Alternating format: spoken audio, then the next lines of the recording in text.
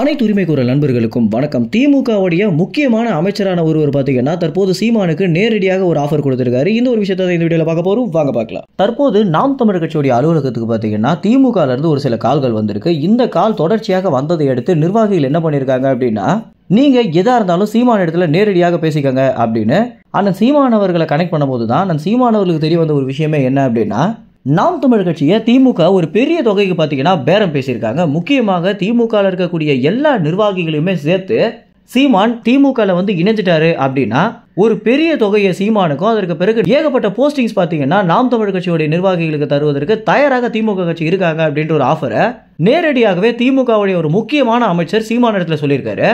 இந்த ஒரு அமைச்சருடைய பெயரையோ அல்லது அவர் யாரு அப்படின்ற விஷயங்களை வெளியிடக்கூடாது அப்படின்னு சொல்லியதாகவும், அப்படி மீறி நீங்க வெளியிட்டீங்க அப்படின்னா நாம் தமிழர் கட்சியை எப்படி அடக்கணும் அப்படின்னு எங்களுக்கு தெரியும் அப்படின்னு அவங்களுடைய அதிகாரத்தை வச்சு ஒரு பெரிய மிரட்டலையும் சீமானுக்கு கொடுத்திருக்காரு.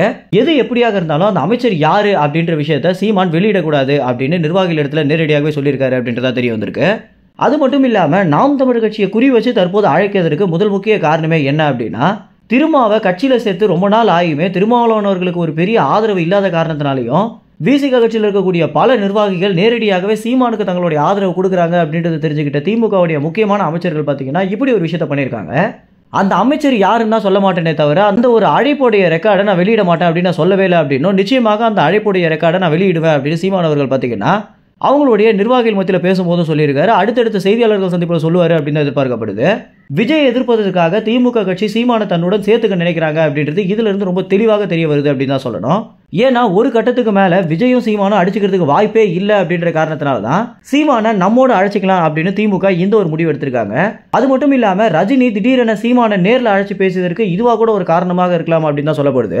இந்த தகவல்கள் குறித்து என்ன நினைக்கிறீங்க அப்படின்னு, ஒருவேளை சீமான் திமுக கட்சியோட இணைந்துட்டாரு அப்படின்னா தமிழ்நாட்டு அரசியல்ல எந்த அளவுக்கு மாற்றங்கள் ஏற்படும் அப்படின்னு நீங்க நினைக்கிறீங்களோ உங்க கமெண்ட்ஸ்ல தெரிவிங்க. நன்றி, வணக்கம்.